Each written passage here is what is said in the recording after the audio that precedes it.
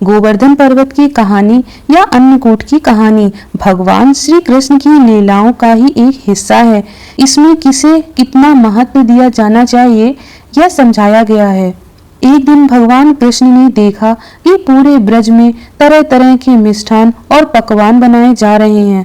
पूछने पर पता चला कि मेघ देवता इंद्र की पूजा के लिए तैयारी हो रही है।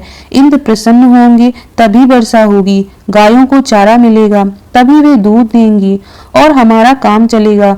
यह सुनकर भगवान श्री कृष्ण ने इंद्र की निंदा करते हुए कहा कि पूजा उसी देवता की करनी चाहिए जो प्रत्यक्ष आकर पूजन सामग्री स्वीकार करे। इंद्र में क्या शक्ति है जो पानी बरसाकर हमारी सहायता करेगा? उससे तो शक्तिशाली यह गोवर्धन पर्वत है जो वर्षा का मूल कारण है। हमें इसकी पूजा करनी चाहिए। इस बात की धूम मचने लगी। नंद जी ने एक सभा बुलवाकर और सबके सामने कृष्ण से पूछा कि इंद्र की पूजा से तो दुर्भिक्ष उत्पीड़न समाप्त होगा, चौमासे में सुंदर दिन आएंगे, गोवर्धन पूजा से क्या लाभ होगा? उत्तर में श्री कृष्ण ने गोवर्धन की बहुत प्रशंसा की और उसे गोप गोपियों का एकमात्र सहारा सिद्ध किया। कृष्ण की बात से समस्त ब्रजमंडल प्रभावित हुआ। उन्होंने घर जाकर अनेक प्रकार के व्यंजन, मिष्ठान आदि बनाए और गोवर्धन की तैयारी में कृष्ण द्वारा बताई विधि से भोग लगाकर पूजा की। भगवान की कृपा से ब्रजवासियों द्वारा अर्पित समस्त पूजन सामग्री और भोग गिरिराज ने स्वीकार करके खूब आशीर्वाद दिया। सभी लोग अपना पूजन सफल समझकर प्रसन्न हो रहे थे। तभी नारद जी इंद्र महोत्सव देखने के लिए ब्रज आए तो उन्हें पता चला कि इस बार कृष्ण के बताए अनुसार इंद्र की बजाय गोवर्धन की पूजा की जा रही है। यह सुनते ही नारद जी तुरंत इंद्र के पास पहुंचे और कहा, राजन, तुम तो यहाँ सुख की नींद सो रहे हो और उधर ब्रज मंडल में तुम्हारी पूजा बंद करके गोवर्धन की पूजा हो रही है।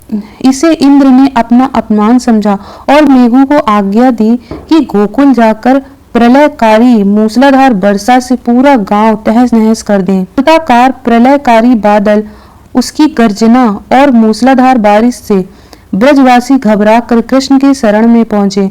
उन्होंने पूछा कि अब क्या करें?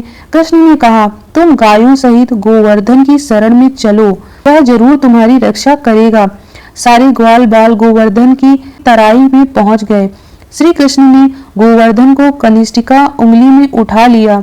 सभी ब्रजवासी 7 दिन तक उसके नीचे सुखपूर्वक रहे।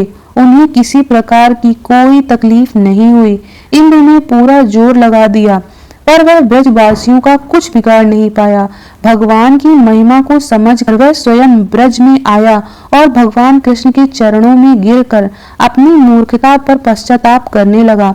7वें दिन भगवान ने गोवर्धन को नीचे रखा। उन्होंने गोवर्धन पूजा करके अन्नकूट हर वर्ष मनाने की आज्ञा दी। तभी से यह उत्सव अन्नकूट के नाम से मनाया जाने लगा। बोलो श्री गोवर्धन महाराज की जय। आगामी व्रत और त्योहारों के लिए राजलक्ष्मी चैनल को सब्सक्राइब करना ना भूलें और बेल आइकन जरूर दबा दें ताकि आपको आगे आने वाले सारे नोटिफिकेशंस मिल सकें। धन्यवाद।